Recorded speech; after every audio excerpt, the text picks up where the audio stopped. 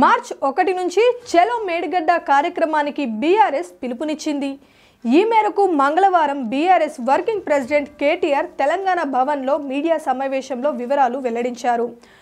ఈ చలో మేడిగడ్డ అనే ప్రోగ్రాం ఏదైతే మేము తీసుకున్నామో మన మార్చ్ 1 నాడు ఉదయం 8:30కు మా పార్టీకి సంబంధించిన శాసనసభ్యులు, అదేవిధంగా శాసన మండలి సభ్యులు, గౌరవనీయులైన పార్లమెంట్ సభ్యులు, మాజీ శాసనసభ్యులు, మాజీ ఎంపీలు, మాజీ ఎమ్మెల్సీలు, ఇంకా ఇతర ముఖ్యులు దాదాపు ఒక 150 నుంచి 200 మందిమి ఇక్కడ నుంచి బయలుదేరిపోతాం. తెలంగాణ భవన్ నుంచి బయలుదేరి ఒక్క మేడిగడ్డ మాత్రమే కాదు, మొదటి రోజు మేడిగడ్డ పోతాం.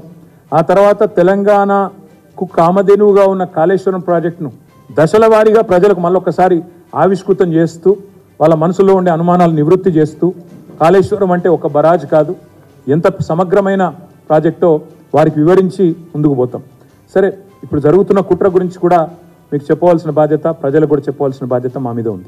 150 నుంచి 200 మంది బీఆర్ఎస్ ప్రతినిధులతో ఈ కార్యక్రమం చేపట్టనున్నట్లు తెలిపారు. కార్యక్రమంలో భాగంగా తొలి రోజు కాళేశ్వరం వెళ్తామన్నారు. తెలంగాణ భవన్ నుంచి బస్లో కాళేశ్వరం వెళ్లి దశల వారీగా అన్ని చోట్లకు వెళ్తామని చెప్పారు. ఈ కార్యక్రమం ద్వారా కాళేశ్వరం ప్రాజెక్ట్ సమగ్ర స్వరూపాన్ని తెలంగాణ ప్రజలతో పాటు ఆరోపణలు చేస్తున్న అధికార కాంగ్రెస్ నేతలకు చూపిస్తామని స్పష్టం చేశారు. మేడిగడ్డకు తాము కూడా వెళ్తామని కేసీఆర్ నల్గొండ సభలో ప్రకటించారు. ఆయన మాటలకు తగ్గట్టుగానే కేసీఆర్ షెడ్యూల్ రూపొందించారు.